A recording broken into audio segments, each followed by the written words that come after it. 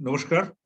আমরা শুরু করছি আমাদের আজকের স্ট্রেট টকস আনএডিটেড এবং আজকে আমাদের যে বিষয় নিয়ে এই মুহূর্তে বোধহয় পশ্চিমবঙ্গ এবং কলকাতায় সবাই কথা বলছে যে এবারে কোভিডের ঢেউ কত বড় হতে চলেছে, তৃতীয় ঢেউ কত বড় হতে চলেছে। আমার সঙ্গে আলোচনা করার জন্য রয়েছেন ডক্টর অজয় সরকার। ডক্টর সরকার বিশিষ্ট ডাক্তার এবং সবচেয়ে বড় কথা এই কোভিডের গোড়া থেকে তিনি শুধু কোভিড চিকিৎসায় নেতৃত্ব দিচ্ছেন তাই নয়, এই নিয়ে যে পাবলিক ডিসেমিনেশন অফ ইনফরমেশন কি করা উচিত উচিত না তাতে যারা একদম সামনে থেকে দাঁড়িয়ে রয়েছে তার মধ্যে একজন Sarkar. Doctor Sarkar, welcome to the show. নমস্কার। আপনার সঙ্গে বারে কথা হয়, হ্যাঁ আপনার সঙ্গে বারে কথা হয়, কিন্তু আজকে খুব একটা একটা এমন পরিস্থিতি, আমরা সবাইকে নতুন বছরের গোড়ায় নতুন বছরের শুভেচ্ছা জানাচ্ছি, কিন্তু হ্যাপি নিউ ইয়ারের সঙ্গে বলছি সত্যি বোধহয় পরিস্থিতিটা খুব একটা হ্যাপি নয়। আমি আপনাকে এই মুহূর্তের পাওয়া ইনফরমেশন দিয়ে শুরু করি। আজকে 2nd জানুয়ারি এক্ষুনি পশ্চিমবঙ্গ সরকার যে ডেটা শেয়ার করেছেন, যে ডেটা আমার কাছে রয়েছে, আপনার কাছেও রয়েছে সম্ভবত, সেটা হচ্ছে আজকে গোটা পশ্চিমবঙ্গে 6153 জন নতুন করে কোভিড ইনফেক্টেড হয়েছেন এবং পজিটিভিটি রেট 15.93% হয়ে গেছে, যেটা গতকালও ছিল 12% এবং এক সপ্তাহ আগে আমি যদি 23 তারিখের ফিগার আপনাকে বলি সেটা ছিল 1.42%। এবং 23 তারিখে পশ্চিমবঙ্গে টোটাল ইনফেক্টেড ছিল 516 জন। আমি যদি কলকাতায় আসি, কলকাতায় আজকে 3194 জন এফেক্টেড হয়েছেন এবং এখন অব্দি যা হিসেব বলে মনে হচ্ছে positivity rate is above 30% or around 30%, which I believe is one of the highest in the country, if not the highest. গতকালও ছিল 26%, অর্থাৎ, এবং এই কলকাতারই ফিগার যদি আমি 23 তারিখের আপনার সঙ্গে শেয়ার করি, তাহলে কলকাতাতে কিন্তু সেই সময় খুবই অল্প জন ইনফেক্টেড ছিল এবং পজিটিভিটি ছিল অ্যারাউন্ড 4%। এইরকম একটা পরিস্থিতি। সুতরাং আজকে পশ্চিমবঙ্গ সরকার কিছুক্ষণ আগে চিফ সেক্রেটারি কতগুলো রেস্ট্রিকশনের কথা বলেছেন, লকডাউন না হলো একটা পার্শিয়াল সেই ধরনের পরিস্থিতি। আমি সেই আলোচনায় ঢুকবো, কিন্তু তার আগে আপনাকে প্রথম যে জিজ্ঞাসা সবাই যেটা জানতে চান, সত্যি কি সেই তৃতীয় ঢেউ এসে পড়লো? Are we in the third wave? Definitely আমার মনে হয় আর না ভাবার কোনো কারণ নেই। এই ঢেউটা যে এসছে, আপনি যে ইনফেক্টিভিটি রেটটাই বলছেন, হ্যাঁ, এবং পজিটিভিটি রেট, তার থেকেই বোঝা যাচ্ছে যে আমরা 100 জনকে করলে এখন কলকাতায় 30 জন পজিটিভ পাচ্ছি। এই নাম্বারটা তো আছে। আমি কিন্তু এর সঙ্গে একটা অ্যাড করব, কারণ আমরা তো পেশেন্ট দেখছি, পেশেন্টের বাড়ির লোকের সঙ্গে কথা বলছি। এটা না, যে বাড়িতে ঢুকেছে তার প্রত্যেককে ইনফেক্টেড করেছে। মানে একজন হলো সিমটোমেটিক, আমি বললাম যে আপনারা 3 জন আছেন, 3 জনই করুন। ওনারা বলছেন যে না, আমরা বাকি 2 জন তো কোনো জ্বর নেই, কিছু নেই। আমি বললাম ওমিক্রনের নেচারটা হচ্ছে যে অ্যাসিমটোমেটিক ডিজিজটাই বেশি, অ্যাসিমটোমেটিক থাকছে প্রায় 80%। তো তারা করলো এবং 2 জনেই পজিটিভ। হ্যাঁ, ওরাও তো পজিটিভ হয়েছে। আমি বললাম পজিটিভ তো হবেই, কারণ এটা ওমিক্রনই ঢুকেছে। এটা আমরা এইখানেই আসবো যে এই যে আপনি বলছেন একটা বাড়িতে ঢুকলে সবাই পজিটিভ হয়ে যাচ্ছে, অর্থাৎ rate of infectivity is very high, তাহলে কি সত্যি ওমাইক্রন এসে পড়লো? সেটাও পরের প্রশ্ন। তার আগে আমি তার আগে যেটা আমরা মনে হয় সবাই যেটা জানার, সেটা হচ্ছে আপনি এটাও আপনার কাছেও খবর এসছে যে এইখানে এই যে নাম্বারটা না 6000 বললেন, আমার ধারণা এটা ডাবল হবে, কারণ অনেকে টেস্ট করছে না। তারা ধরেই নিয়েছে যে আমিও ইনফেক্টেড হয়েছে, আমি আর বেরোবো না। টেস্ট করছে না, এটাও কিন্তু সংখ্যাটা কম নয়। সেটা যদি হতো তাহলে এই তার থেকে বেশি, মানে আসল, আপনি বলতে চাইছেন যে আসল সংখ্যাটা এর থেকে বেশ খানিকটা বেশি। মানে আমরা 6153 গোটা পশ্চিমবঙ্গ এবং কলকাতা 3194, আসল ফিগারটা এর থেকে অনেক বেশি। আমি আজকে যেটা পশ্চিমবঙ্গ সরকার যে চিফ সেক্রেটারি কিছুক্ষণ আগে নবান্ন থেকে যেটা বলেছেন, এই পরিপ্রেক্ষিতে কতগুলো রাজ্য সরকার সিদ্ধান্ত নিয়েছেন এবং সিদ্ধান্তগুলো আগামী 15 তারিখ অব্দি বলবৎ থাকবে। তাতে প্রথমেই বলছেন যে all academic activities in schools, colleges and universities shall remain closed, অর্থাৎ যাবতীয় শিক্ষা প্রতিষ্ঠান বন্ধ হয়ে যাবে। যত গভর্নমেন্ট অফিস এবং প্রাইভেট অফিস, পাবলিক আন্ডারটেকিং, সেগুলো 50% ওয়ার্কফোর্স নিয়ে কাজ করবে। ওয়ার্ক ফ্রম হোম এনকারেজ করা হচ্ছে যতটা সম্ভব। এছাড়া swimming pool, spa, gym, beauty parlour, salon, এইগুলো সব বন্ধ থাকবে। Entertainment park, zoo, tourist place সব বন্ধ থাকবে। শপিং মল, মার্কেট কমপ্লেক্স এগুলো রিডিউস এন্ট্রি নিয়ে কাজ করবে, অর্থাৎ নট এক্সিডিং 50%। এছাড়াও রেস্টুরেন্ট এবং বারও প্রায় একই নিয়ম। সিনেমা হল এবং থিয়েটারও অপারেট করতে পারে 50% লোক নিয়ে। মিটিং, কনফারেন্স এগুলো হচ্ছে একই নিয়ম। সবচেয়ে ইম্পর্টেন্ট যেটা তারা বলছেন, local train shall operate with 50% seating capacity up to 7 PM only. অর্থাৎ লোকাল ট্রেন রাত্রি 7টার পর চলবে না, 7টা অব্দি 50% নিয়ে চলবে। প্রথম কথা, এইগুলো এই ঢেউ সামলাতে কতটা গুরুত্বপূর্ণ এই পদক্ষেপ সেটা আপনার কাছে জিজ্ঞাস্য। আর একটা জিজ্ঞাসা, কতগুলো প্র্যাকটিক্যাল, মানে আমার লেম্যান পয়েন্ট অফ ভিউ থেকে মনে হচ্ছে শপিং মলের 50%, শপিং মলের 100% কি কেউ আমরা জানি যে শপিং মলের 100% কত হওয়া উচিত? আমি এটা বাসের 50% বুঝি, যে বাসের, যদিও বাসে অনেক লোক দাঁড়িয়ে যান, সিটিং ক্যাপাসিটি ধরে 50% বলা যেতে পারে। আপনার কি মনে হয় এই রেস্ট্রিকশন? না, ওরা হয়তো এটাকে এইভাবে ক্যালকুলেট করবে যে অ্যাভারেজ ফুটফল কত হয় পার ডে, ওদের একটা নাম্বার হয়তো আছে। দেখা গেল যে 10,000 জন ভিজিট করেছে লাস্ট 10 days অ্যাভারেজ, সেটাকে হয়তো ওরা বলে দেবে যে 5,000 এর বেশি অ্যালাউ করবেন না। সেটা একটা, ওই আমি এভাবেই ভাবছি, এইভাবে হতে পারে, এটাই ঠিক হতেই বলছে। পারে। কিন্তু ওই যে আপনি বললেন না, এটার তো পার্সেন্টেজ কোনো নেই যে কি নাম্বার। একদিন 20,000 লোকও ঢুকতে পারে। যেমন আমরা 25 ডিসেম্বর যেটা পার্ক স্ট্রিটে দেখলাম, এটার ফুটফল আপনি কি বলবেন? এ তো মানে কোনো ওটার নাম্বার, 100% কত? হ্যাঁ ওটার সেই 100% কত? রকম ব্যাপারটা। যাই হোক, এটা তো একটা দিক। আমার মনে হয় যে যেটা করা উচিত সেটা নিশ্চয়ই সরকার ঠিক করেছেন, বন্ধ করা উচিত। কিন্তু বন্ধ করলে কি ব্যাপারটা মিটে যাবে? আমার প্রশ্নটা তাই। এর আগেও তো আমরা বন্ধ করেছি, এক একটা ঢেউ আসবে এবং ঢেউ আসবেই। আর তাহলে আমরা কি যখনই ঢেউ আসবে তখনই বন্ধ করে দেবো সব? তাহলে ইকোনমি তো মার খাবে। সেটা তো অলরেডি আমাদের যা অবস্থা, তাতে মনে হয় না এটা পার্মানেন্ট সলিউশন। আমার যেটা মনে হয় যে ওমিক্রন তো আমরা দেখেছি বিভিন্ন জায়গায় এত নাম্বারে, যেরকম ধরুন আমি অবাক হয়ে গেলাম যে যেদিন দেখলাম যে ইংল্যান্ডে 1,84,000 একদিনে ইনফেক্টেড হয়েছে। হ্যাঁ, আমি ভাবতেই পারছি না ওরকম একটা দেশে, যেখানে লোক সংখ্যা আমাদের কাছে কিছুই না। পপুলেশন ডেনসিটি অনেক হ্যাঁ, কম।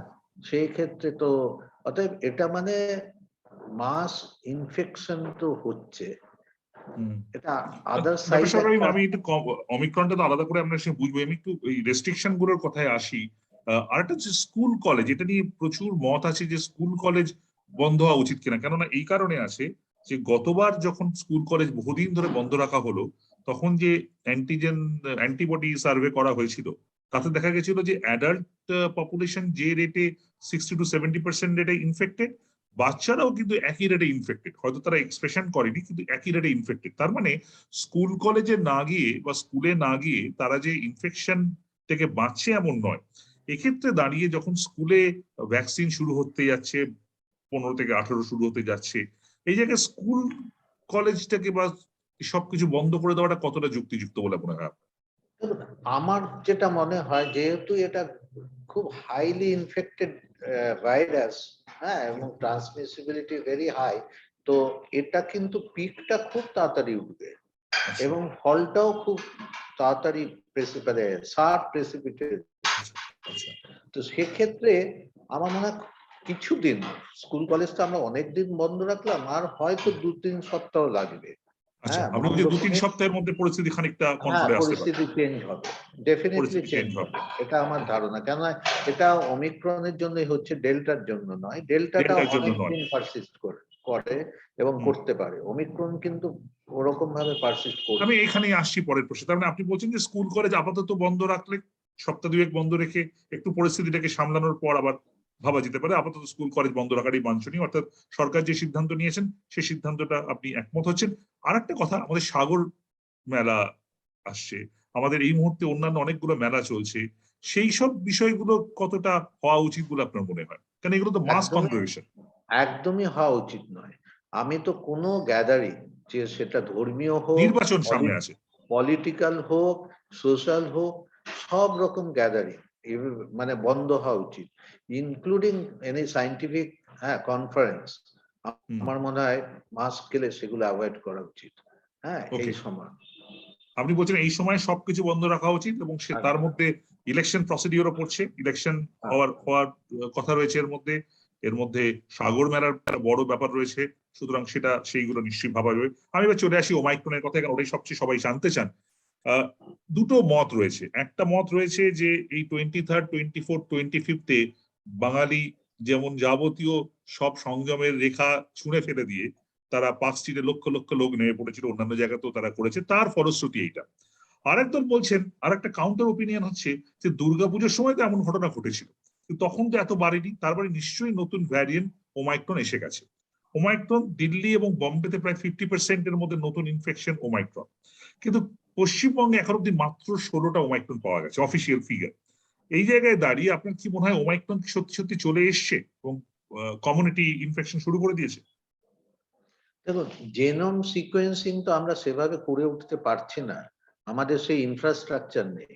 হ্যাঁ, কিন্তু আমি যদি ভাইরাসের নেচারটা, ডিজিজটার নেচারটা ধরি, তাহলে এটা নিয়ে তো কোনো ডাউট নেই যে এর infectivity and transmissibility very high comparing to other waves. আমাদের প্রিভিয়াস যে ওয়েভস হয়েছে, আপনি দেখবেন যে আমি তো দেখছি, আমি 10 জনকে জ্বর দেখলে 10 জনকেই যদি বলি টেস্ট করতে, 9 জনই পজিটিভ হচ্ছে, খুব রেয়ারলি একজন হচ্ছে না। তার মানে এখন টেকেন ফর গ্রান্টেড জ্বর মানেই ওমাইক্রন, আনলেস প্রুভড আদারওয়াইজ, এই জায়গায় এসে দাঁড়িয়েছে। হ্যাঁ, তো সেটাকে আমি আর কিভাবে বলবো? এটা কিন্তু আগের ওয়েভ গুলো আলফা বিটা ডেল্টা কোনোটাতেই ছিল না। হ্যাঁ, এটা তো জেনোম সিকোয়েন্সিংটা একটা টাইম টেকিং প্রসেস, এটার মধ্য দিয়ে আমি শিওর যে এটা কিছুদিন পরে দেখবেন। আপনি বলছেন তার মানে ওমাইক্রনের জন্য এই যে হিউজ আপসার্জ, যেটা আপনি বলছেন যে 7 দিন 10 দিন 9 দিন আগে যেটা 516 ছিল, এখন সেটা 6153, অর্থাৎ 12 গুণ বেড়ে গেছে এই 7 দিনের মধ্যে। 23 তারিখের ফিগার আর আজকে 2 তারিখের ফিগার। হ্যাঁ, এটা 12 ইন্টু আপনি করতে পারেন 12 ইন্টু 3, কারণ অনেকে টেস্ট করছে না। আমারই পেশেন্ট, আমি জানি এরাও পজিটিভ হবে, বাড়িতে 2 জন হয়েছে আর 3 জন কিন্তু করলো না। হ্যাঁ, জানে, আর না করলে কি, জোর করে তো করানো যায় না, করলেও বা কি হবে, তারা বাড়িতেই থাকবে, তারা ধরেই নিয়েছে আছে পজিটিভ। এইখানে আমার প্রশ্ন, অনেকে এই নিয়ে খুব প্যানিক হচ্ছেন। প্রথম কথা, ওমাইক্রন কোট আনকোট ওমাইক্রন মানে নতুন যে ইনফেকশন গুলো আপনার কাছে আসছে, তার মানে কতটা ইন্টেন্সিটি, মানে কতটা সিভিয়ারিটি, কতটা এক। আর 2 নম্বর হচ্ছে যে এর ট্রিটমেন্ট কি অন্য কিছু, নাকি নর্মাল এতদিন অব্দি কোভিডে যা ট্রিটমেন্ট চলছিল সেই ধরনের ট্রিটমেন্ট, কিছু চেঞ্জ হবে? একটু যদি বলেন সবার জন্য। কোভিডের ট্রিটমেন্টের একটা চেঞ্জ হয়েছে। আমরা কিছু কিছু ট্রিটমেন্ট আগে করেছি যেগুলো এখন পরিষ্কার বুঝতে পারছি যে ইউজলেস, এবং আমাদের প্রোটোকল থেকে ওগুলো বাদ হয়ে গেছে। যেরকম আমি বলেই দিচ্ছি, HCQS মানে হাইড্রোক্সিক্লোরোকুইন, আইভারমেকটিন, হ্যাঁ, ডক্সিসাইক্লিন, অ্যাজিথ্রোমাইসিন, সবাই মুড়ি মুড়কির মতো খেয়ে গেছে, এখন এটা কাউকেই দেওয়া হয় না। আচ্ছা, এই পুরো ব্লটটাই এখন আর নয়, মানে নো এরিথ্রোমাইসিন, এখন কোনো দেওয়ার মানেই হয় না। ওকে, আইভারমেকটিন যেমন আগে করা হতো। যেটা এস্টাবলিশ ট্রিটমেন্ট, যে এখন অক্সিজেন কমে গেলে তাকে স্টেরয়েড দিতে হবে, অক্সিজেন কমে গেলে তাকে ইনহেলার দিতে হবে স্টেরয়েড। ইনফ্যাক্ট স্টেরয়েড ইনহেলারটা অক্সিজেন কমার আগে থেকেই শুরু করা উচিত। আর একটা এসছে মনোক্লোনাল অ্যান্টিবডি, যারা অ্যাসিমটোমেটিক অর মাইল্ড সিমটোমেটিক, হ্যাঁ, কিন্তু তাদেরকে মনোক্লোনাল অ্যান্টিবডি দিয়ে একটা পার্সেন্টেজকে প্রিভেন্ট করা যায়, তারা যাতে সিভিয়ার ডিজিজে না যায়। কোয়েশ্চেন হচ্ছে যে ওমাইক্রনে কি মনোক্লোনাল অ্যান্টিবডি দিলে লাভ হবে? এইখানেই একটা বিরাট কোয়েশ্চেন, কেননা এটা ভেরি কস্টলি ট্রিটমেন্ট। এটা কিন্তু যদি ধরুন 1000, ইভেন 2000-3000 টাকার কস্ট হতো, তাহলে আমরা এতগুলো কথা বলতাম না, প্রত্যেককেই হয়তো অ্যাডভাইস করতাম, কিন্তু এটা প্রায় লাখখানিক টাকার উপরে। তো সেই খরচটা আমার মনে হয় এখনো পর্যন্ত, যেহেতু ওমাইক্রনটা স্পাইক প্রোটিনটাকেই চেঞ্জ করে দিয়েছে, ওর নেচারটাকেই চেঞ্জ করে দিয়েছে, এই যে মিউটেশন হচ্ছে, মিউটেশন অন্যান্য ভাইরাসে এর মিউটেশনের নাম্বার অফ চেঞ্জ, যে অ্যামাইনো অ্যাসিড সিকোয়েন্সিং চেঞ্জ গুলো, সেগুলো নাম্বারটা খুব কম, কিন্তু ওমাইক্রনে এটা মোর দেন 30। তার মানে পুরো ভাইরাসটার স্পাইক চরিত্রটি পাল্টে প্রোটিনটাই গেছে। চেঞ্জ হয়ে গেছে। এইবার আমরা যে মনোক্লোনাল অ্যান্টিবডি ককটেলটা দিচ্ছি মেনলি স্পাইক প্রোটিনের এগেনস্টে, তো আমার তো এই প্রোটিনটাই আলাদা, এই অ্যান্টিবডি গিয়ে ওখানে লাগবে কি লাগবে না এর কোনো গ্যারান্টি নেই। এবং কোনো স্টাডিতেও দেখা এখনো পর্যন্ত প্রুভ করেনি যে ওমাইক্রনে মনোক্লোনাল কাজ করেছিল বা করছে। সেক্ষেত্রে আমি খুব স্কেপটিক্যাল। হ্যাঁ, এখন তো আমাদের একটা ইয়ে আছে যে হাইপ, এই চলছে তো এটা দাও, তার মানে এরপরে দেখা যাবে যে ওই টসিলিজুমাবের মতো আর পাওয়াই যাচ্ছে না মনোক্লোনাল, তখন সরকার আবার রেস্ট্রিকশন করতে শুরু করে দিল যে এটা সরকার মডুলেট করবে, কাকে দেওয়া হবে দেওয়া হবে না। এই কারণটা আমার মনে হয় এখানে না আমাদের খুব মানে জুডিশিয়ালি ইউজ করতে হবে ওষুধটা। এটা যেখানে আমি জানি না এটা কাজ করবে কি করবে না, সেখানে মাইল্ড অর অ্যাসিমটোমেটিক যাদের ভ্যাকসিনেশন হয়ে গেছে, যারা ভ্যাকসিনেশন হয়েছে 6 মাসও হয়নি, আমরা ধরে নিচ্ছি তাদের কিছুটা অ্যান্টিবডি আছে, তাহলে আমি সেখানে আর এক্সট্রা অ্যান্টিবডি দিয়ে হবেটা কি? তা কিন্তু যাদের 9 মাস হয়ে গেছে ভ্যাকসিনেশনে, যারা বুস্টার ডোজ পায়নি, যাদের কোমরবিডিটি আছে সঙ্গে, সেখানে যদিও কিছুটা কাজ করে তাকে কিন্তু দেওয়া উচিত, কারণ তার মরবিডিটিটা অনেক বেশি। এইভাবেই আমি এখন প্রিকশনারি মোড, এটা প্রিকশনারি মোড হিসেবে। আর তো ওমাইক্রনের ট্রিটমেন্টের কোনো ডিফারেন্স নেই, অন্য ভাইরাসেও যায় এখানেও তাই। একটা নতুন ওরাল মেডিসিনের একটা কথা ওরাল মলনুপিরাভির বলে একটা ট্যাবলেট, ওটা এসে গেছে এখন অ্যাভেলেবল কলকাতাতেও। ওটা তো আমরা ইউজ করেছি, যে স্টাডিটা হয়েছিল মার্ক কোম্পানি বের করেছিলেন, তখন আমাদের কিন্তু ওমাইক্রন ছিল না, তখন আমরা যে আলফা বিটা ডেল্টাও কিছু পেশেন্ট হয়তো পেয়ে থাকতে পারে। তো সেখানে দেখা গেছে এটার অ্যান্টিভাইরাল অ্যাক্টিভিটি আছে, এবং ওরা যে স্টাডি গুলো করেছে তাতে দেখেছে যে ভাইরাল ক্লিয়ারেন্সটা যে গ্রুপটাকে দিয়েছে কন্ট্রোল স্টাডি একটা প্ল্যাসিবো ভার্সেস মেডিসিনে, যাদের যে গ্রুপ পেশেন্ট পেয়েছে তাদের ভাইরাল ক্লিয়ারেন্সটা আগে হয়েছে অনেক, তাদের মধ্যে ডেথ 20 আপ টু 29 ডেজে ডেথ কম হয়েছে, তাদের নাম্বার অফ হসপিটালাইজেশন কম হয়েছে, এগুলো সবই স্ট্যাটিস্টিক্যালি সিগনিফিকেন্ট। তার মানে এই নয় যে আপনি ওষুধটা খেলে 10 জনে 10 জনই ভালো হয়ে গেছে। এইবার এই পার্সেন্টেজটা দেখা গেছে যে এফিকাসি ওয়াইজ এটা নিয়ারলি 55 to 60%। এটা এফিকাসিটা 60%। এফিকাসি, হ্যাঁ, তো এফিকাসি আর এফেক্টিভনেস কস্টটা কেমন, কি নরমাল কস্ট নাকি এটাও মনোক্লোনালের মতো খুবই মানে না, এটা কস্টটা অনেক কম, অনেক কম। আচ্ছা, এটা অনেক এটাই আমাদের কলকাতায় এসে গেছে।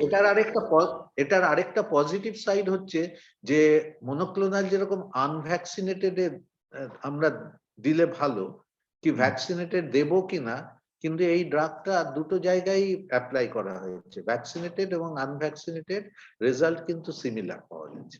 কারণ এটার কাজটা হচ্ছে কিন্তু ডিফারেন্ট, অ্যান্টিবডি আছে কি নেই তার উপর নয়, এটা ডাইরেক্টলি ভাইরাসটার উপর এফেক্ট করছে। আচ্ছা, এটা সরাসরি ভাইরাসকে এফেক্ট করে।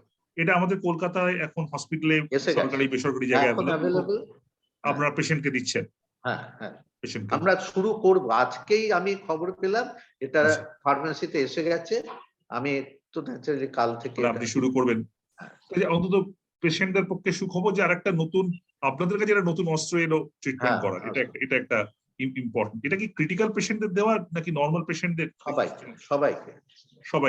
হ্যাঁ, মানে ইভেন যারা বাড়িতে আছে তাদেরও দেওয়া যাবে, এটা ওরাল ট্রিটমেন্ট ক্যাপসুল, অতএব এটা বাড়িতে, এবং সাইড এফেক্ট খুবই কম। আচ্ছা, তার মানে এটা বাড়িতে বসেও এই ওষুধ নিতে পারবেন মানুষ, নিতে পারবে। আর মনোক্লোনাল অ্যান্টিবডি সেটাও তো বোধহয় হাসপাতালে খুব বেশি দিন রাখার দরকার পড়ে না, তাই না? না, এটা কিন্তু মজার ব্যাপার, এটা যে ডাক্তার রেকমেন্ডেশন, এফডিএ রেকমেন্ডেশন, কিন্তু এটা হসপিটালাইজড পেশেন্টের জন্য নয়। হ্যাঁ, তো আমরা সেক্ষেত্রে, কারণ আমরা একে ইউজ করব অনলি মাইল্ড অর অ্যাসিমটোমেটিকে, যারা ইনফেক্টেড হলো তার 5 দিনের মধ্যে দিতে পারলে ভালো, যত আর্লি স্টেজে, কারণ ভাইরাসটা আমার রিসেপ্টরের সঙ্গে হ্যাঁ লেগে গেলে এবং তারা যদি রেপ্লিকেট করতে শুরু করে দেয় তারপরে আর অ্যান্টিবডি কিছু করতে পারবে না। তো অবভিয়াসলি, আর আমি তো কোনো পেশেন্টকে আমরা এখন ভর্তি করছি না মডারেট সিমটোমেটিক না হলে। গাইডলাইন বলছে mild symptomatic should not be admitted. হ্যাঁ, তো সেক্ষেত্রে আমাদের এটা ঠিক কন্ট্রাডিক্টরি হয়ে যায়। হসপিটালে ভর্তি করছি এর জন্য, হ্যাঁ ওষুধটা বেরোলো যে মাইল্ডের জন্য, আর আমরা হসপিটালে ভর্তি করছি মাইল্ড। হ্যাঁ, তো এটা আমরা যেটা আমাদের তো মানে হেলথ কেয়ার সিস্টেমটা অত ভালো নয় যে আমি বাড়িতে দেব। Who is going to monitor? বাড়িতে যে কিছু একটা সাইড এফেক্ট হতে পারে, তো সেই ক্ষেত্রে আমরা এটাকে একটা করে নিয়েছি যে ডে কেয়ার হিসেবে। পেশেন্ট আসলো 2 ঘন্টার জন্য থাকলো, থেকে তারপরে ওষুধটা নিল, নিয়ে বাড়ি চলে গেল। মানে বেসিক্যালি এসে ওষুধটা হসপিটালে করে ডে কেয়ার করে সে ফেরত চলে যাচ্ছে। এক মিনিট আমি হ্যাঁ বলুন কি বলছেন। আর একটা যেটা প্রশ্ন আসছে এখানেই, আপনি এক্ষুনি বলছিলেন ডে কেয়ারের কথা বা আপনারা মানে মডারেটের উপর না হলে ভর্তি করছেন না। এই যে সার্চটা গত 7-10 দিনে হচ্ছে, এর কি এফেক্ট হসপিটালাইজেশনের উপর কিছুটা হলেও পড়েছে? মানে ধরুন 7-10 দিন আগে যে ধরনের পেশেন্ট বা যে লোড অফ পেশেন্ট আপনারা ফেস করছিলেন আর এখন যে ফেস করছেন, কিরকম ডিফারেন্স হচ্ছে? দেখুন, এর এফেক্টটা আমার একটা অ্যাপ্রিহেনশন ছিল এবং সেটা হতে চলেছে যে ওমিক্রন কিন্তু সিভিয়ারিটি ওয়াইজ এটা খুব মারাত্মক একটা ভাইরাস নয়। এটা হলে আমি প্রত্যেকেই রিঅ্যাসিওর করছি যে কিচ্ছু ভয় পাবেন না, বাড়িতে থাকুন, এই 10টা দিন আপনাকে বাড়িতে থাকতে হবে, এইগুলো মনিটরিং করুন, স্যাচুরেশন, যদি অক্সিজেনেশন কমে যায় তখন আমাদের সঙ্গে যোগাযোগ করবেন হসপিটালে। এই পর্যন্ত ঠিক আছে, কিন্তু ঠিক কোথায় নেই, এটার ইনফেক্টিভিটিটা এত হাই যে এটা তো হেলথ কেয়ার ওয়ার্কাররাও ইনফেক্টেড হয়ে যাচ্ছে, এবং হয়ে যাচ্ছে এত নাম্বারটা বেশি হচ্ছে যে আমাদের এমনি ওয়ার্কিং ফোর্স কম। এবার তো আমরা কোনো হ্যান্ডস পাবো না যে যারা ভর্তি হবে বা যারা ভর্তি আছে বা যারা নন কোভিড পেশেন্ট তাদেরকে কে দেখাশোনা করবে। এই প্রবলেমটা কিন্তু ভীষণভাবে হতে চলেছে। আর এটাতে আমি ভয় পাচ্ছি যে আমাদের হেলথ কেয়ার সিস্টেমটা কোলাপস না করে যায়। কেননা আপনি যদি ইনফেক্টেড হন, you are not allowed to go and see patient. হ্যাঁ, তাহলে এইরকম ভাবে যদি ধরুন আমার 150 জন ডক্টর আছে, তার মধ্যে 50 জনই আউট হয়ে গেল, তাহলে আপনি এটা তো সিস্টেম একটা চালাতে গেলে আপনার অনকল সিস্টেম আছে, রোটা আছে, এগুলো কি করে এতগুলো চলবে কি করা করে? যাবে না। আর আপনি একজনকে যদি কনস্ট্যান্ট দেখতে বলেন, সেও কিন্তু ইনফেক্টেড হওয়ার চান্স বেড়ে যাবে। কারণ আমরা প্রত্যেকেই বলছি যে এই ডিজিজটাতে পার্সন টু পার্সন কন্টাক্ট টাইমটাকে কমাতে। আপনি যদি একটা পেশেন্ট দেখলেও তার সঙ্গে বেশিক্ষণ থাকবেন না। হ্যাঁ, সমস্যাটা বাড়বে। তো এই কন্টাক্ট টাইমটা তো বেড়ে যাবে। এই ভয়টা পাচ্ছেন যে এটা হেলথ ইনফ্রাস্ট্রাকচারের উপরে, মানে আপনি হেলথের কথা বলছেন, আমি কথা বলছিলাম আমাদের রেলওয়ে সিস্টেমের সঙ্গে। রেলওয়েতে ইস্টার্ন রেলওয়েতে এই গত 2-3 দিনের মধ্যে 180 জনের মধ্যে 62 থেকে 65 জন ইনফেক্টেড হয়েছেন, এবং তারা বলছেন যে আমরা ড্রাইভার পাচ্ছি না, এই যে ট্রেন বন্ধ করা বা ট্রেন কম চলা, বলছে ড্রাইভারই পাচ্ছি না ট্রেন চালানোর জন্য। মানে এরকম একটা পরিস্থিতি তৈরি হতে যাচ্ছে। মানে হয়তো সিভিয়ারিটি বেশি না হলেও ইনফ্রাস্ট্রাকচার এটা এফেক্ট করবে। একটা কথা বলি আমি, তারপর অন্য জিনিসে আসছি। এই যে কলকাতা শহরে এই মুহূর্তে অ্যারাউন্ড 80% এর কিন্তু ভ্যাকসিন হয়ে গেছে, অনেকেরই ডাবল ডোজও হয়ে গেছে। তারপরে যে কলকাতা শহরে এত হিউজ নাম্বারে মানুষের ইনফেকশন যে রেটটা, এটাও কি বোঝাচ্ছে যে ওমাইক্রন এসে পড়েছে, যেহেতু ওমাইক্রনের এগেনস্টে এক্সিস্টিং কোভিশিল্ড বা কোভ্যাক্সিন অতটা হয়তো সে অর্থে মানে এফেক্টিভ নয়? এক্স্যাক্টলি, কেননা ওমাইক্রনের দুটো ক্যারেক্টারিস্টিক, একটা তো বললাম ইনফেক্টিভিটি, ট্রান্সমিসিবিলিটি, আরেকটা হচ্ছে যে এটা আমাদের ইমিউনিটিটাকে ইভেড করার কোয়ালিটি আছে। It can avoid the immunity what we have got right now. হ্যাঁ, সেই সিস্টেমটা আমাদের যে অ্যান্টিবডি, সেই অ্যান্টিবডি গুলো এখানে কাজ করছে না। হ্যাঁ, 2 নম্বর হচ্ছে যে আমাদের মেমোরি সেল, প্রবাবলি মেমোরি সেলটাও এর এগেইনস্ট অ্যান্টিবডি তৈরি করতে পারছে, মানে একে চিনতে পারছে না, একে আইডেন্টিফাই করতে পারছে না। পারছে না। সেই জন্য ওমাইক্রনের স্প্রেডটা এত ফাস্ট হচ্ছে এবং যারা ভ্যাকসিনেটেড যারা আনভ্যাকসিনেটেড তাদের কারোরই মানে মধ্যে এই ডিজিজের রেটটা ডিফারেন্সিয়েট করা যাচ্ছে না। এরা ভ্যাকসিন খুব প্রত্যেকেই একটা কাজ করতে পারছে না। প্রত্যেকেই কলকাতা কর্পোরেশনের ফিগার আমি দেখছিলাম, সেটা এই সার্জের আগেই সেই ফিগার বলছে যে এই মুহূর্তে প্রত্যেকদিন কলকাতা কর্পোরেশনে যে পরিমাণ মানুষ এফেক্টেড হচ্ছেন তার অ্যাবাউট 70% ডাবল ডোজ। তার মানে বোঝাচ্ছে যে কোথাও একটা মানে না, এটা আমি আমার নিজের হসপিটালেই দেখছি যে যারা ভর্তি হচ্ছেন তারা প্রত্যেকে মানে 80% ডাবল ডোজ পেয়ে গেছে, দুটো ভ্যাকসিন পেয়ে গেছে। এবং তার আবার কতগুলো ফ্যালাসি আছে, যেরকম ভ্যাকসিনেরও আপনার যে কোল্ড চেন মেনটেন করা, তারপরে ভ্যাকসিন ডেলিভারির সিস্টেম, ডোজ, অনেকগুলো ব্যাপার আছে, সেগুলো তো সব জায়গায় সব রকম ভাবে হয়নি, এটাও আমার ধারণা। তো সেগুলো অ্যাপার্ট ফ্রম দ্যাট, আপনি যদি প্রপারলি ভ্যাকসিনেটেড হয়ে গিয়েও থাকেন তাদের মধ্যেও কিন্তু হচ্ছে না। তার মানে মানে ভ্যাকসিন, মানে এটা আমি কেন বলছি, অনেকের মনে এই যারা রাস্তায় নেবে মাস্ক না পরে সম্পূর্ণ বেপরোয়া ভাবে একটা চলছেন, অনেকেরই ধারণা, কথা বললে বোঝা যায় যে আমি তো দুটো ভ্যাকসিন নিয়ে নিয়েছি, আমার তো কিছু হবে না। এটা যে ঠিক নয়, আমি ওই জন্যই আপনাকে জিজ্ঞাসা করলাম যে এটা ঠিক নয়। একদম ঠিক, আপনি ঠিক পয়েন্টটা ধরেছেন যে ওমিক্রনের জায়গায় ঠিক উল্টোটা।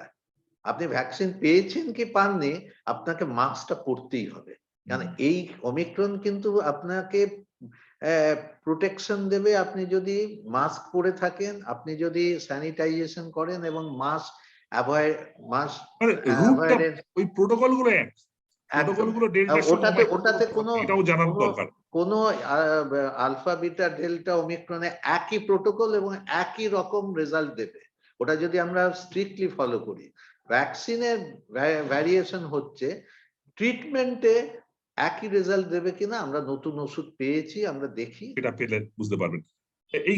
এইখানে আরেকটা প্রশ্ন আসছে, যেটা আপনি বললেন যে দুটো ভ্যাকসিন নেওয়ার পরও হচ্ছে এবং আপনার হসপিটালেও হচ্ছে, আপনিও পাচ্ছেন। সম্প্রতি গত 25শে ডিসেম্বর প্রাইম মিনিস্টার মোদী তিনি অ্যানাউন্স করেছেন বুস্টার ডোজ, যদি বুস্টার নাম দেননি, অন্য নাম, কিন্তু বেসিক্যালি বুস্টার ডোজ। এবং তার সঙ্গে বাচ্চাদের, যেটা নিয়ে অনেক সমালোচনা হচ্ছিল যে বাচ্চাদের ভ্যাকসিন 2 মাস আগে তৈরি হয়ে অ্যাপ্রুভালও পেয়ে গেছিল, সায়েন্টিফিক অ্যাপ্রুভাল তাও দেওয়া হচ্ছিল না। আমি বাচ্চাদের কথাটা পরে আসছি, আগে এই যে বুস্টার ডোজের যে পরিকল্পনাটা করা হয়েছে এই সামনে থেকে, সেই বুস্টার ডোজটা এই ওমাইক্রন স্প্রেডকে কতটা আটকাতে পারবে বলে আপনার মনে হয়, বা সেক্ষেত্রে কতটা এফেক্টিভ হবে বলে মনে হয়? আমার সন্দেহ আছে যে বুস্টারে ওমাইক্রনটা আটকানো যাবে। আমরা যদি দেখি একটু ওয়েস্টার্ন, বিশেষ করে ইউকে রেজাল্ট, ইউকেতে কিন্তু অনেকেই বুস্টার পেয়ে গেছে, অনেকেই, কিন্তু বুস্টার পাওয়ার পরেও তাদের নাম্বার কিন্তু কমেনি। ওমাইক্রনে ওখানে ইভেন হেলথ কেয়ার ওয়ার্কার্সদের মধ্যেও ভালো সংখ্যায় হয়েছে। তো সেক্ষেত্রে আমার মনে হয় বুস্টারটা আমাদের নিতেই হবে। বুস্টারটা তো না হলে আমি যে সিস্টেমটাকে অ্যাক্টিভেট করে রাখতে চাইছি সেটা থাকবে কিনা আমি জানি না। আর আমার প্রবলেম হচ্ছে যে আমরা এই ডিজিজটা সম্বন্ধে অনেক কিছুই জানি না, হ্যাঁ, কেননা একদম নতুন একটা রোগ, এবং এর যে অ্যান্টিবডি কতদিন থাকবে, কতদিন এটা, কতদিন ইন্টারভেলে আমাদের ভ্যাকসিনেশন করতে হবে, এসব ব্যাপারটাই কিন্তু এখনো ভেগ। পুরো গ্রে এরিয়াস আমরা বলি এই জায়গায় আছে। এইবার আমাদের মানে এখানে যা করতে হবে, যে আমাদের যা যা এখনো পর্যন্ত সায়েন্টিফিক পেপার আছে, যে কাজগুলো হয়েছে, তাতে কিন্তু বোঝা যাচ্ছে যে এই অ্যান্টিবডি টাইটার গুলো খুব তাড়াতাড়ি ফল করছে। হ্যাঁ, তো ফল করলে আমাকে তো আমার পারপাসটা ভ্যাকসিনেশনের যে অ্যান্টিবডিটাকে তৈরি করে রাখা, যাতে একটা ভাইরাস ঢুকলে তার সঙ্গে ফাইট করতে পারে বা সেটাকে রেকগনাইজ করে অ্যান্টিবডি তৈরি করতে পারে।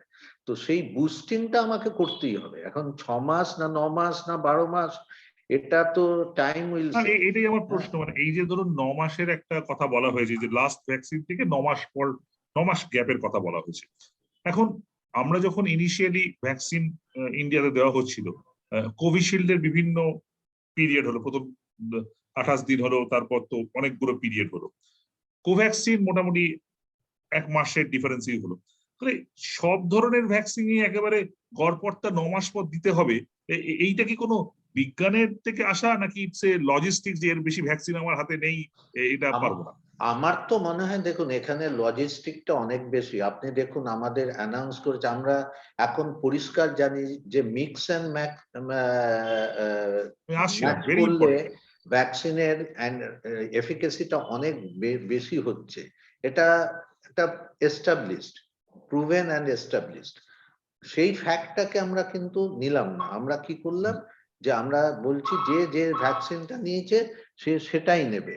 হ্যাঁ, তার মানে আমি কোভিশিল্ড পেয়ে থাকলে আমাকে কোভিশিল্ডটাই থার্ড ডোজ হবে, আমি যদি কোভ্যাক্সিন পেয়ে থাকি আমার থার্ড ডোজ কোভ্যাক্সিন হবে। এটা পেছনে আমার মনে একটা কারণ আছে।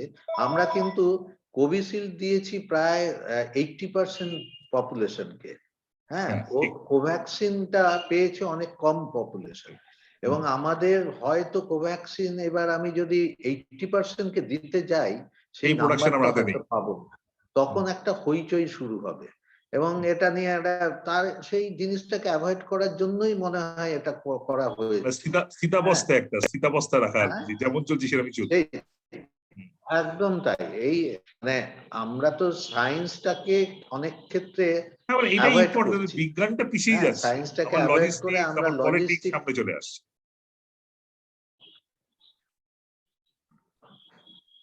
বলছি বিজ্ঞানটা পিছিয়ে যাচ্ছে, আমার লজিস্টিক্স আমার পলিটিক্স কিছু কিছু ক্ষেত্রে সব জায়গাতেই তাই হচ্ছে। আরেকটা কথা যে বাচ্চাদের ভ্যাকসিন, বাচ্চাদের 15 থেকে 18, তাই হচ্ছে, বাচ্চাদের 15 থেকে 18 এই পিরিয়ডটায় বাচ্চাদের ভ্যাকসিনে আমি তো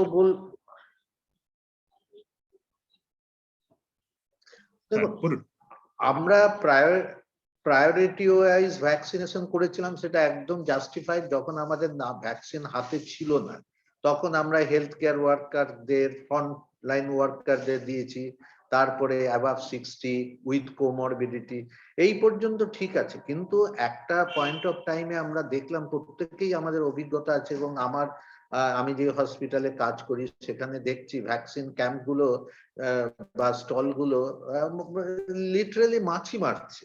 হ্যাঁ, এক একদিন কোনো ভিড়ই নেই, অথচ ভ্যাকসিন আছে। এবার সন্দেহ হচ্ছে যে ডেটটা এক্সপায়ার করে যাবে, সেই নিয়েও তাদের চিন্তা।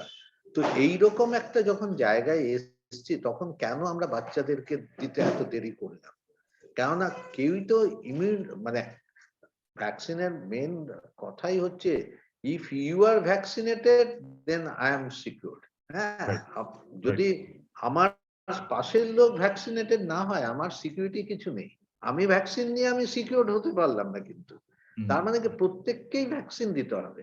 হ্যাঁ, সেই ভ্যাকসিনেশন এত দেরি করার কোনো খুব একটা বোধহয় অর্থ ছিল না, যেখানে হাতে ভ্যাকসিন আমি রয়েছে। তো কোনো কারণ খুঁজে পাচ্ছি না। হ্যাঁ, লজিস্টিক একটা ব্যাপার হয়, কিন্তু এখানে কি কারণে এত ডিলে হলো সেটাই আমি বুঝতে পারছি না। আমাদের তো অনেক কমিটি আছে, যেখানে আমরা স্কুল কলেজ খুলে দিচ্ছি, আমরা এডুকেশনাল ইনস্টিটিউট খুলে দিয়েছিলাম, তারা স্কুল কলেজ যেতে আরম্ভ করেছে, সেখানে তাদেরকে ভ্যাকসিন না দেওয়া, সেটা বোধহয় না হওয়াটাই বাঞ্ছনীয়। ঠিক আছে, তাদের মরবিডিটি বা মর্টালিটি অনেক কম, সেটা নিয়ে। কিন্তু আমি তো ওইটাই বলছি যে একটি বাচ্চা সে ভাইরাসটা নিয়ে এসে দাদুর সঙ্গে খেলা করলো, দাদুকে তো দিয়ে চলে যাবে।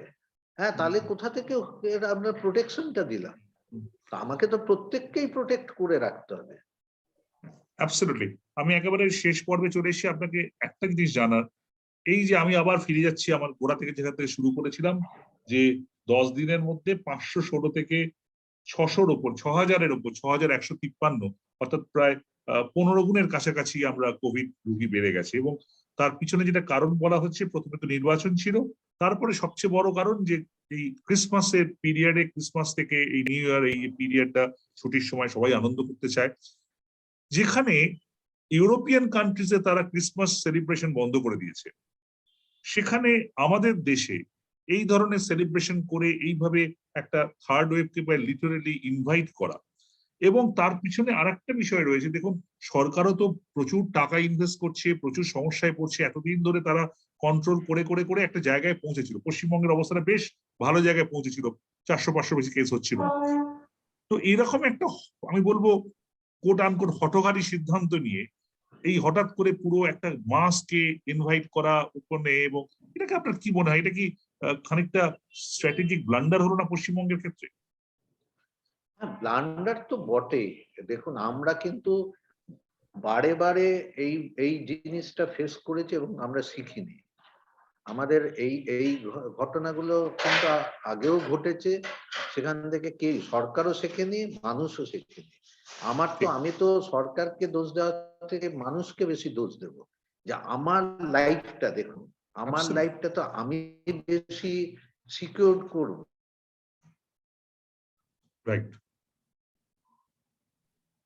আজকে প্রত্যেকে জানে যে এই এই এই মানে করোনার মেন অস্ত্রই কিন্তু মাস্ক।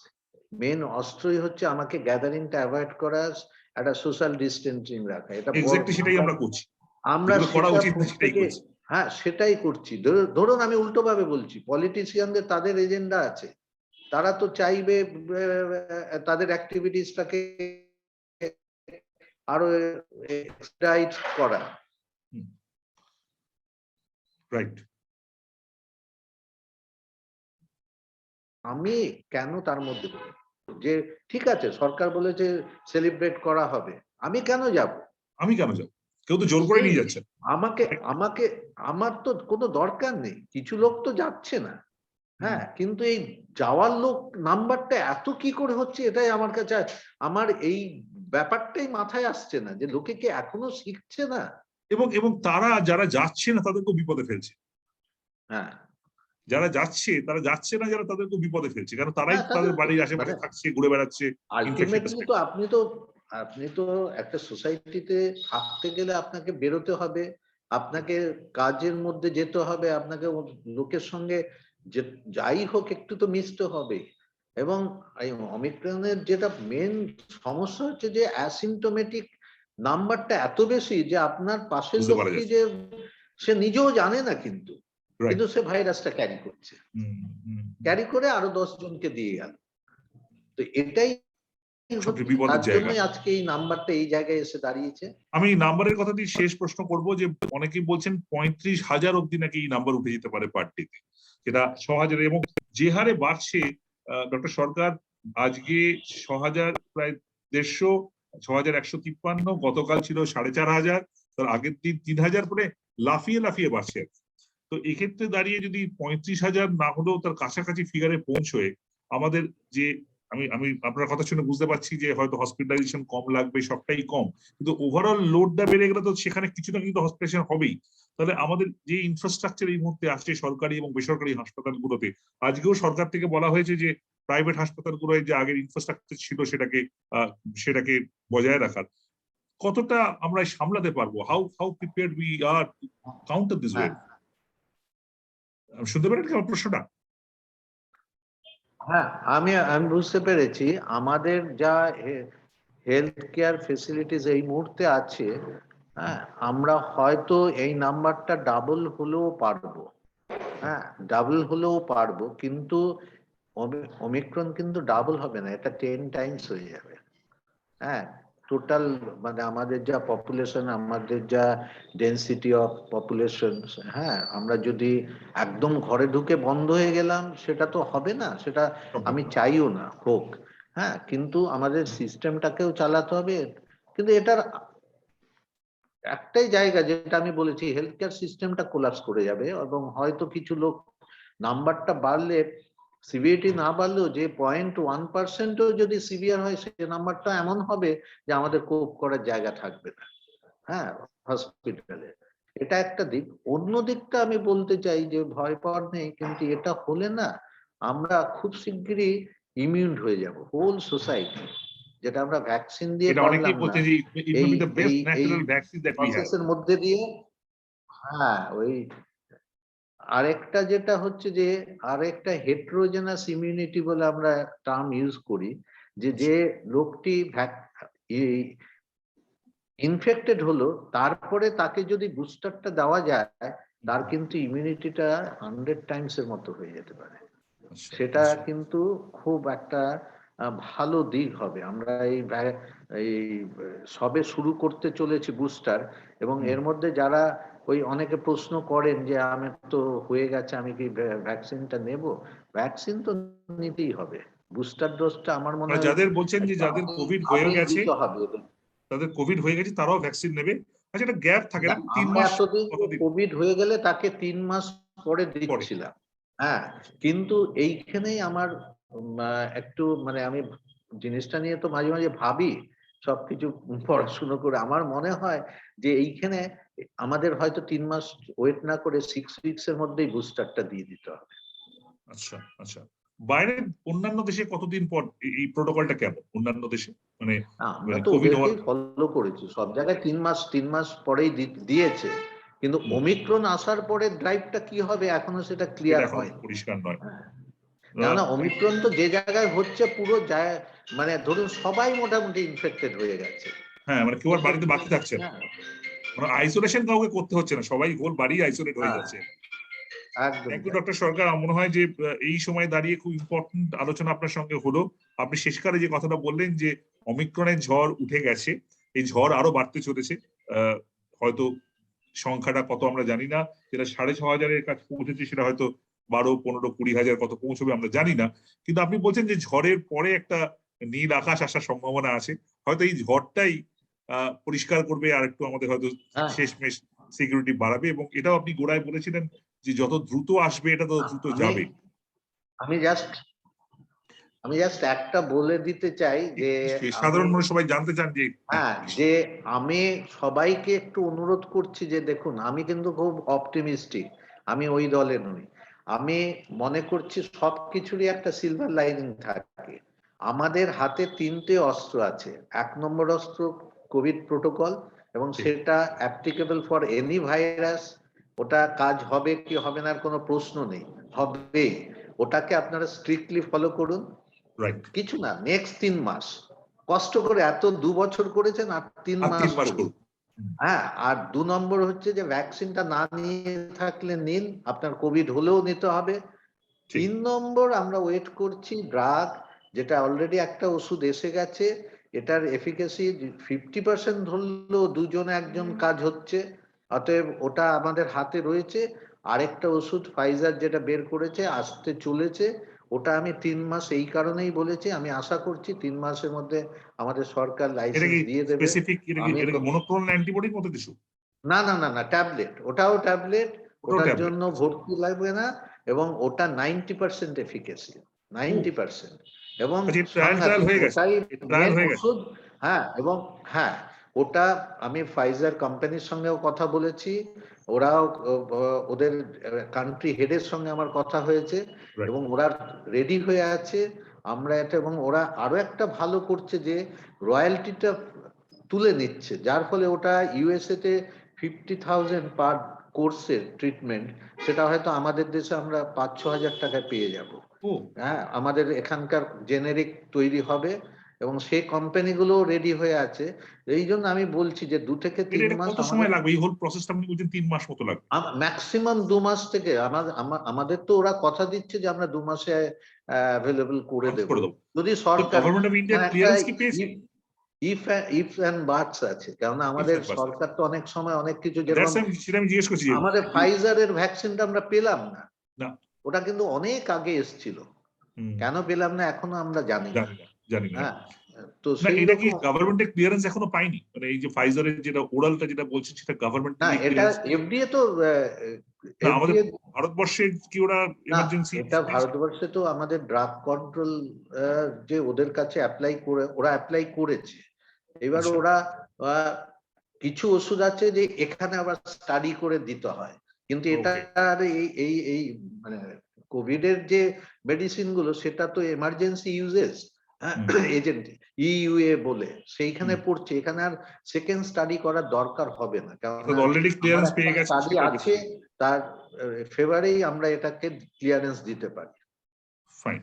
আমার মনে হয় যে একেবারে on that silver lining note, যেটা ডক্টর সরকার এক্ষুনি বললেন যে হ্যাঁ বিপদ আছে ওমাইক্রন, এবং ওমাইক্রন বিপুল বেগে আসতে চলেছে। Let be very clear about it. এবং যেটা বারবার করে বলছেন যে কোভিড প্রোটোকল ফলো করতে হবে, মাস্ক পরতে হবে, যতটা সম্ভব ডিস্টেন্স মেনটেন করতে হবে, এবং যার সামান্যতম কোনো রকম মনে হচ্ছে তিনি টেস্ট করিয়ে নেন যেন, কারণ তার থেকে কিন্তু তিনি অ্যাসিম্পটোমেটিক হলেও তার থেকে অন্যদের সমস্যা হচ্ছে, এবং তার মধ্যে হয়তো বয়স্ক মানুষ থাকতে পারে। বাচ্চাদের ভ্যাকসিন শুরু হচ্ছে, নিন, বাচ্চাদেরকে নেওয়ান। বুস্টার শুরু হচ্ছে, যাদের বুস্টার যারা মানে কোয়ালিফাই করবেন তারা বুস্টার নিন। কিন্তু শেষমেশ এটাও ঠিক যে হয়তো এই ঝড় কয়েক মাসের মধ্যে কেটে যাবে এবং আরো অন্য অন্য ওষুধ আসছে। আমরা শুধু একটাই ফিঙ্গার ক্রস, ডক্টর সরকার, আমরা প্রথম থেকে একটা ভাইরাস পেয়েছিলাম, সে চলে গিয়ে এলো ডেল্টা, তারপর ডেল্টা প্লাস, আবার ওমাইক্রন। হয়তো ওমাইক্রনের ঝড় আমরা সামলে দেব, তারপর আরো অন্য কিছু কি আসবে আমরা এখনো কেউ জানি না। আপাতত এইটুকুই, এখানে শেষ করছি আজকে। হ্যাঁ, এই প্রশ্নটাও ঠিক করেছেন। আমার আপনি যদি আমার মতামত জানতে চান, আমি বলবো করোনা ভাইরাস নিয়ে আমাদের চলতে হবে। আমরা যেমন ইনফ্লুয়েঞ্জা নিয়ে চলছি, এরকম আমাদের প্রত্যেক বছরেই এই ভাইরাস ইনফেকশন হবে, কিন্তু আমরা ইনফ্লুয়েঞ্জা নিয়ে কেউ কিন্তু বদার করি না, জানি যে এটা 5-7 দিনের ব্যাপার। সেই রকম আমাদের ওটাও ওই ভাইরাসটা ওরকম হয়ে যাবে, কিন্তু ইনফ্লুয়েঞ্জাতে যেটা আমরা করি প্রত্যেক বছর ভ্যাকসিন নিতে বলি, এবং ভ্যাকসিনটা কিন্তু প্রত্যেক বছর ক্যারেক্টারটাকে চেঞ্জ করা হয়। এখানে হয়তো সেটাই করতে হবে। হ্যাঁ, ডিপেন্ডিং অন দা ভাইরাস, হ্যাঁ, এক্সপেক্টেড ভাইরাস যে মডিফিকেশন হচ্ছে। মানে এটা আপনি খুব ইন্টারেস্টিং একটা কথা বললেন যে Covid may be going the influenza way. Covid may be going the influenza way. যে কোভিশিল্ড আমি আজকে নিয়েছি সেটা কিন্তু 2 বছর পরে কাজ করবে না, আমাকে কিন্তু অন্য কোভিশিল্ড নিতে হবে। এটাই আমার মনে হয় যে আমাদের এই জায়গায় যেতে হবে। না, is another very interesting point আমরা শেষ করছি যে কোভিড হয়তো শেষমেশ ইনফ্লুয়েঞ্জার রাস্তায় হাঁটবে, ওই রকমই একটা পরিস্থিতি হবে যে আমাদের বছরে বছরে ভ্যাকসিন নিতে হবে, একটু জল একটু সর্দি হবে। একসময় মনে আছে আমরা বলতাম আমাদের আরেকটু ছোটবেলায় ক্যালকাটা ফিভার, সেই ফিভারটা কেউ জানে না, ক্যালকাটা ফিভার ভাইরাস হতো, মানে একটা জ্বর হতো, কেউ আইডেন্টিফাই করতো না, 2 দিন পর সেরে যেত। এটা হয়তো সেরকমই কিছু হবে। তবে আমাদের একটা কথা আছে, ইনফ্লুয়েঞ্জা হলে ওষুধ খেলে 1 উইক, ওষুধ না খেলে 7 দিন। এটাও হয়তো সেদিকেই যাচ্ছে। যদি চাই আমরা সবাই, পৃথিবীটা আবার নড়তে চড়তে শুরু করবে, পৃথিবী তো একেবারে লিটারালি থেমে গেছে, সেটা থেকে নড়তে চড়তে শুরু করবে। কিন্তু আপাতত এগুলো সব অনেক লম্বা পরের কথা। আপাতত আগামী 3 মাস, যেটা ডক্টর সরকার বললেন যে যাবতীয় প্রোটোকল ফলো করুন, যার যার ভ্যাকসিন নেওয়ার কথা নিন, তাদের বুস্টার অ্যাপ্লাই করা হবে বুস্টার নিন, এবং দয়া করে আর পার্ক স্ট্রিট বা অন্যান্য জায়গায় ভিড় বাড়িয়ে এই আত্মহত্যাটা করবেন না, যে আত্মহত্যা বাঙালি করেছে এই ওমাইক্রনকে প্রায় ডেকে নিয়ে এসছে এই তৃতীয় ওয়েভকে, সেটা দয়া করে করবেন না। আজ এখানেই শেষ করছি, কিন্তু এই আলোচনা আমরা জারি রাখবো। শেষ করছি। Thank you.